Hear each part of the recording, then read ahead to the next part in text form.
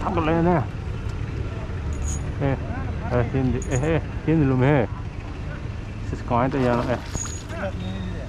ô quê nè ô nam rồi nè tê em lùm mui nè tê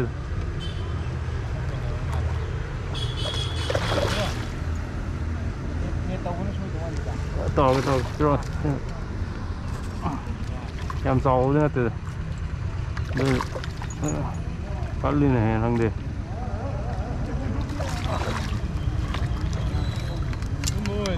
chưa mùi gì này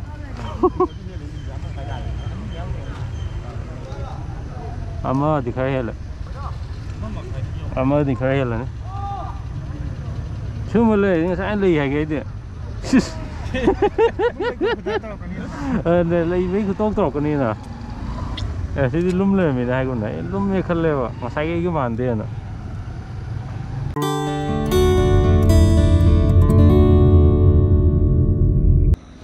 quên tàu đi gì nó tàu đi hồi gì kia quên nữa học sinh một lộc phải là cái tài bên nào mà đâu quan đi thắt ti vào hấp lên này có đúng lâu rồi nè đúng không đúng mà thằng kia quên nữa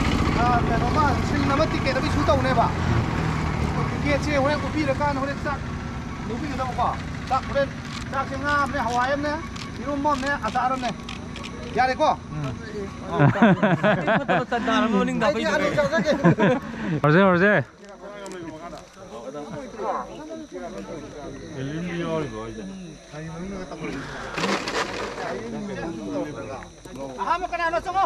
상어 어디기도 상어 이래 너 이거 거기 장하게 로터리 파이비 와는 비싸 건 도 15 지금 장화 비가 뭐 15 mấy ta 지금 장화가 강님이게 너는 18로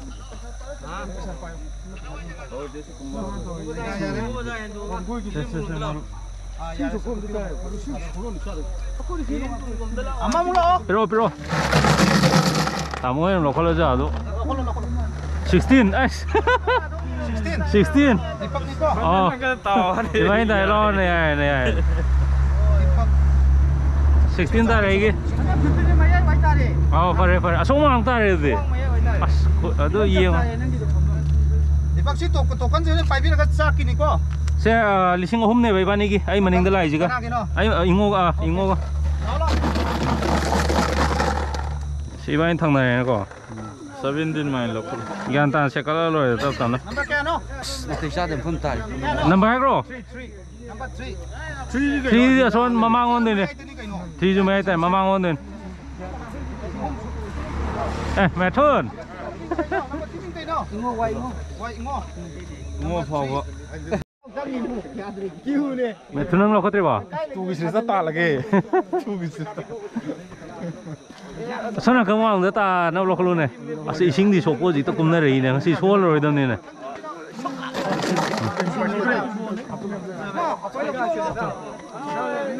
lo yang cái kia ta cái 19 David 19 aku paling orang tar makaram dah CD berat है तू कोई जब हम chỉ có gì thầm thế nào xong 15 được xong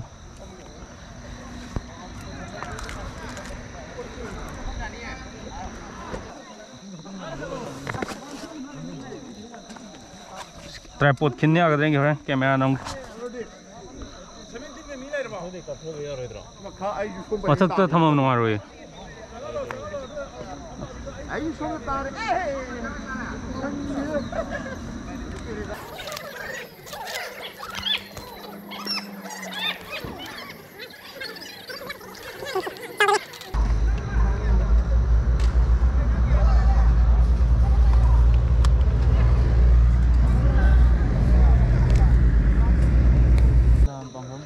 nè làm bằng cà phê hay đi mà pan kia cả gì à đầm này nó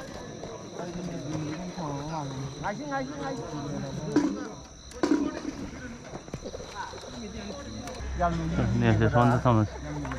xin lù rồi kem lù kìa ดูเลยบักเทียงบ่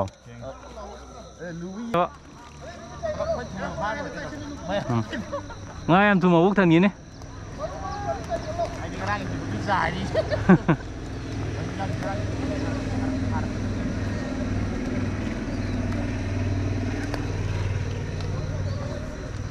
hầu ve đi hầu ve đi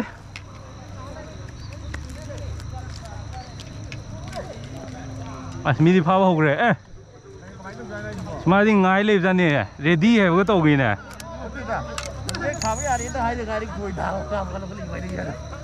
ấy về mày ơi cái tàu bung về mày ơi cô tàu bung không vui đi mà đi rồi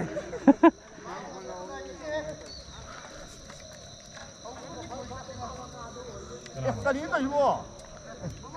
뭐라 안 투래 싸워 카페 카페 năng được 카페 này 싸워 đi hầu tàu đi phải đi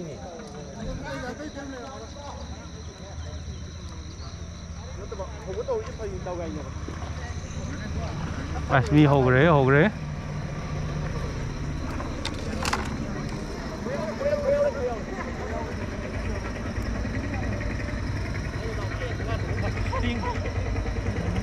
mệt thân nghi ngà pha cái đấy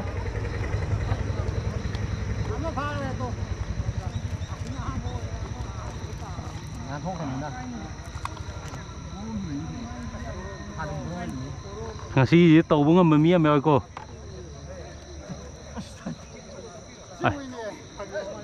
isin khulu thi lu lên thế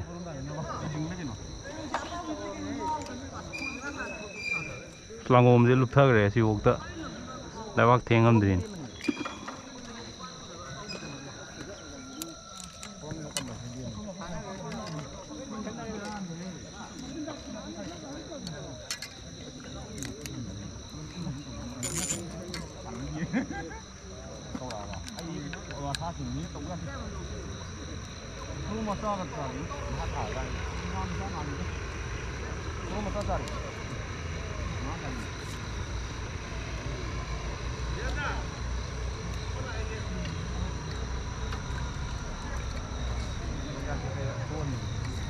mẹ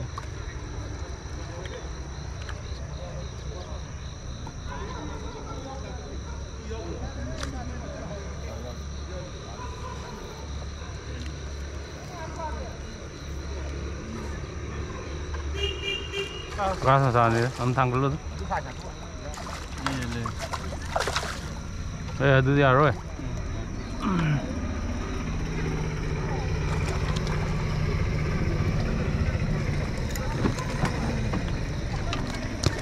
ấy tahan rồi bỏ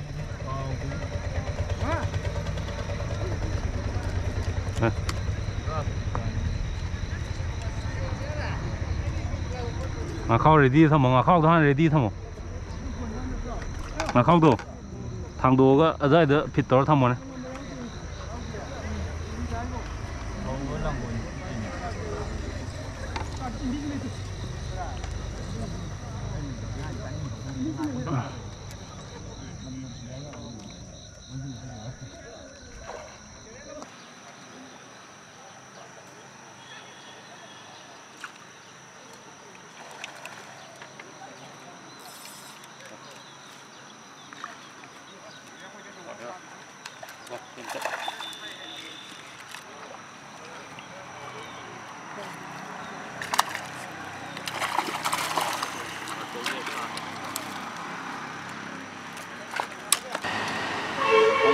thái chính rồi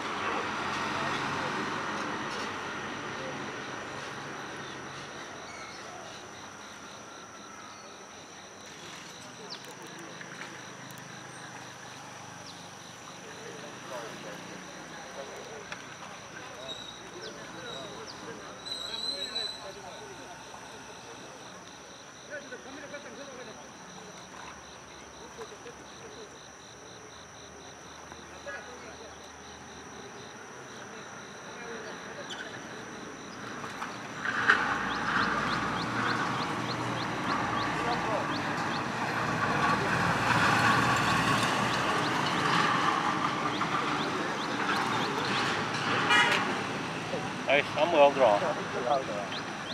아닌 것 같아.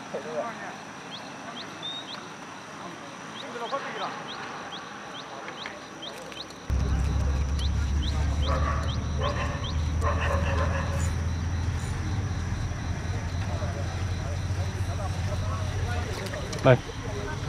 Silver cái thứ gì thì biết ra này tụ. Mấy ăn liền rồi. Ô, thì cái tàu đó là silver nè.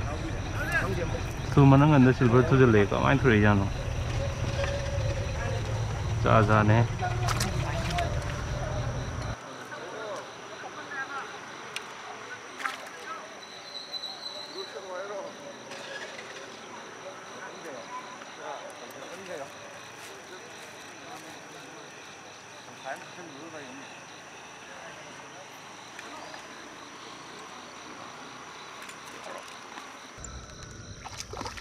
Kasasani.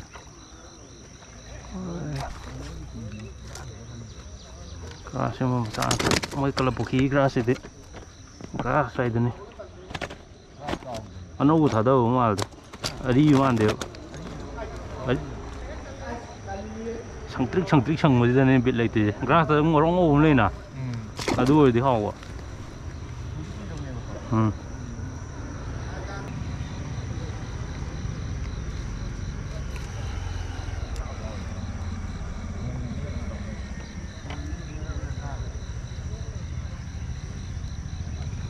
Rô kỳ lông ta đi phật tà này hơn chính thân nào ta, hiểu?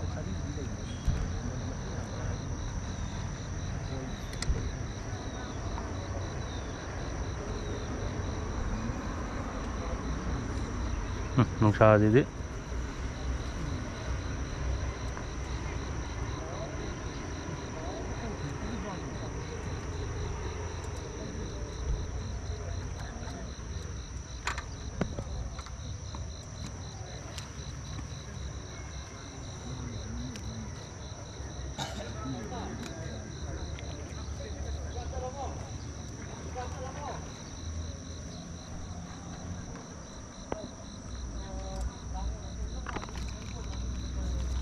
Cái ngõ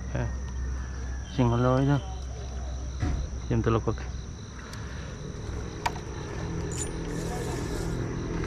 đây xin được cái sò mà liền em sò nó thì đó thằng anh thân như phật tài tồn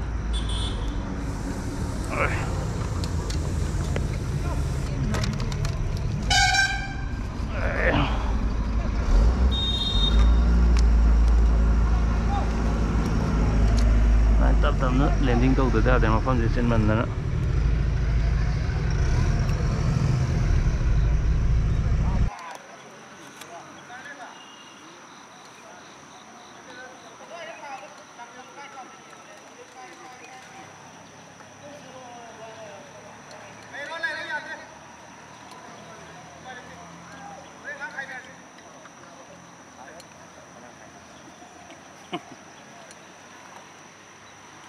rong nó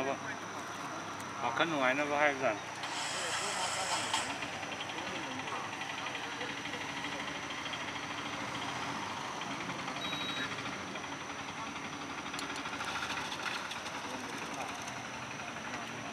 cái mất tiền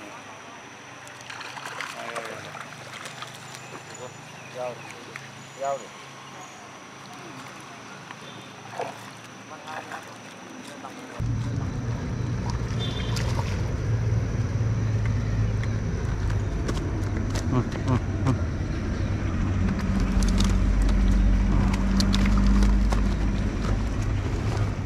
Lihat tamam di senata yo kaksa gitu ya.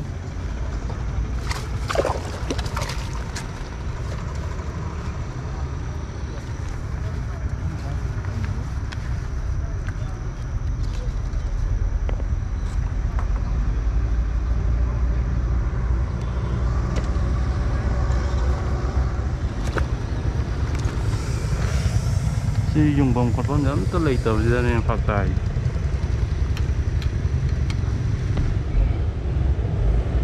Improvise kamay tàu đến hơn rồi.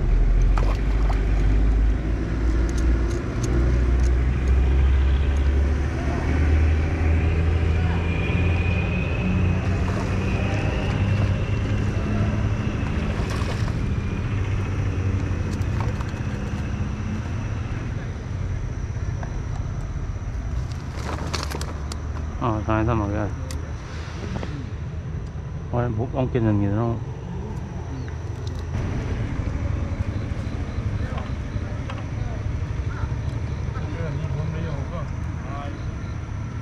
thế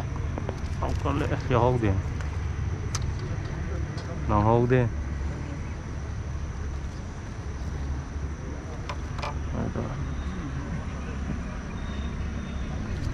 rồi có thế ngoài con gì ấy bé ra này cô chị ấm lấy tiền không là nhẹ lên thực mà câu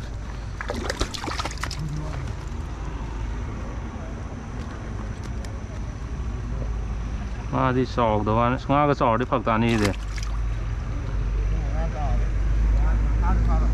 pha rồi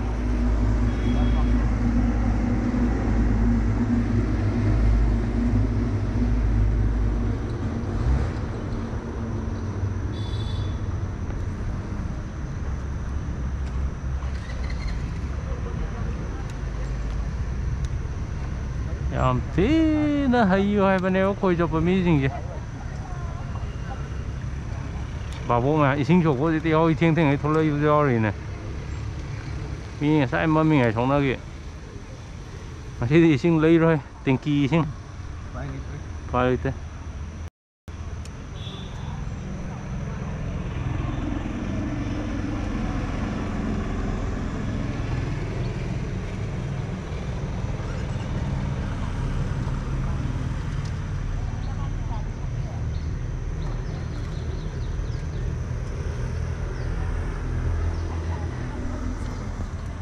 rồi senang được yaar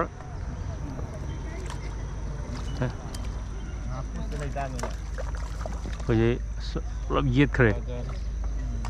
potegap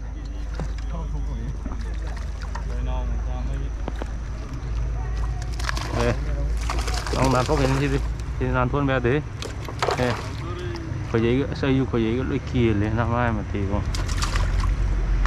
rồi nó phải ra sao được rồi thì đi rồi Siman mapan dari tu liang je tu, sar ke liang mana tin. Kau jadi ke silo itu? Siapa masih ada yang ada? Pada tu, saya pertama.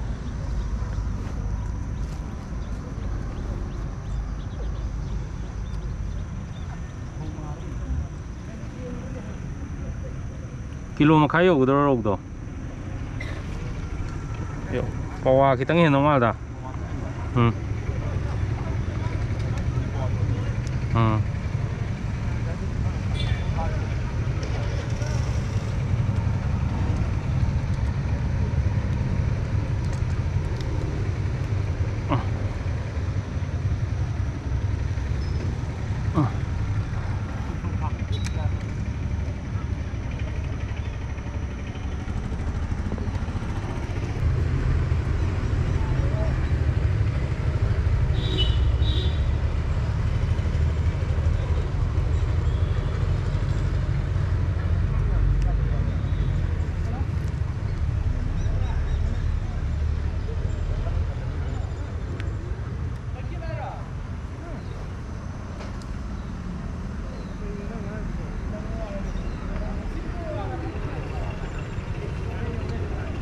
Thằng lên nè, hiện luôn he, sẽ có cái gì nữa, ô, quê nè, ô làm gì làm được, nè tê, làm lúm mùi nè tê,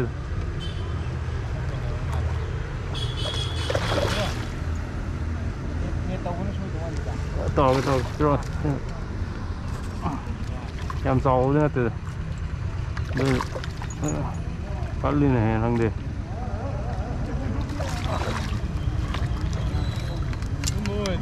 chưa mùi gì này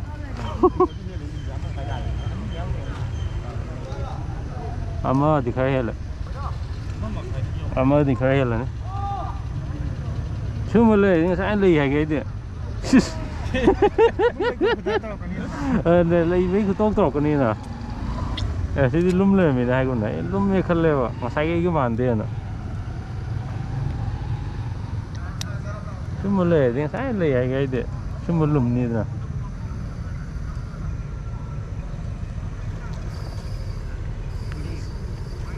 ใส่กี่ถังนะพวกไอ้บิดเหล็กขนาดมันเนี่ยสิเอาตากันนี่ก็ตาหนูก็อยากทานดิ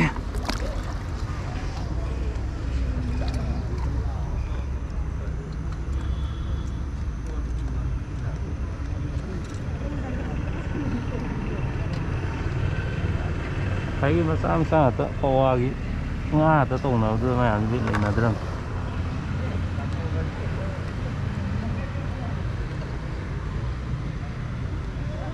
Aim parkway macam tu bit happy ni ni. Asal mamzal lu tu.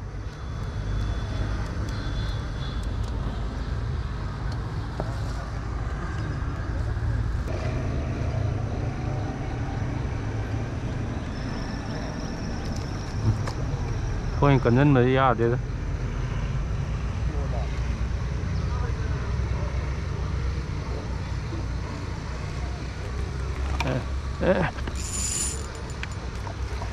Rồi mà.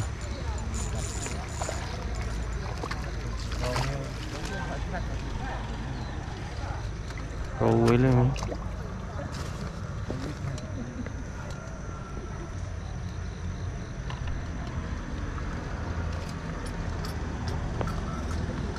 Rồi qua Helen tu ai mình đã phát video coi cái đá ba đi chân rồi Sale. ai mình phát video tu mà tất cả si đá ba này nè coi cái Imphal fishing tackles ki coi cái proprietor này nè đó ngay khi mình làm gì làm nông nghiệp na đá ba đi na ngay khi khôi chốt phim em tu cái refreshment cái tàu vị đó na hay mấy vô cái nó sang thằng nào mấy am pi rồi đá ba đi thank you. Em đúng rồi. Ai chưa Deepak को हम थका चरी last ता रहो हो वो अनिसा वो फंगो को TV दा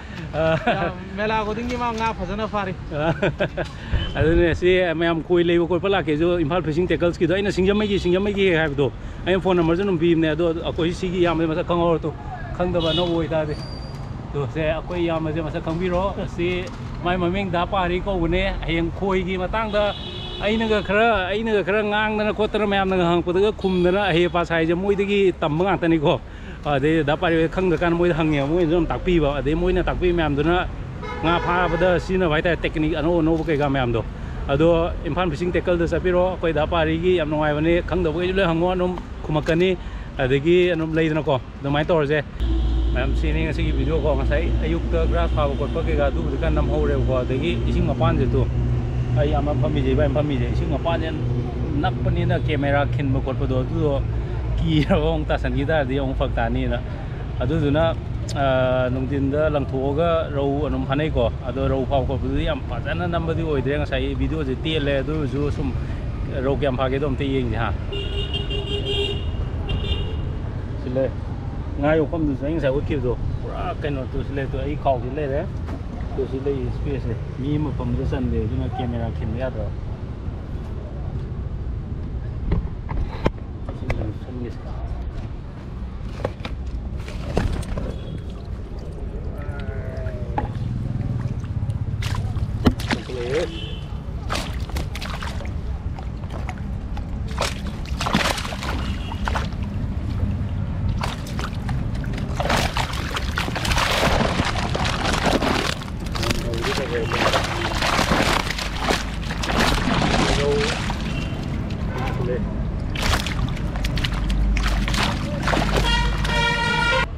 em xin video ko yam nungai bo re adu ko jo bi je kong bagi khoi gi club ki puki dane kong ga gi kitang kong u se kon chape kitang haidar ko do adu gi mapam du dane wa yam nungai ga den nungai no mai video no like subscribe to biramo thank you very much mathang da nungai ba video nong theng na ji mem bye bye to ada le ngang ne ni ke na ru ting lu ko ni ga ga du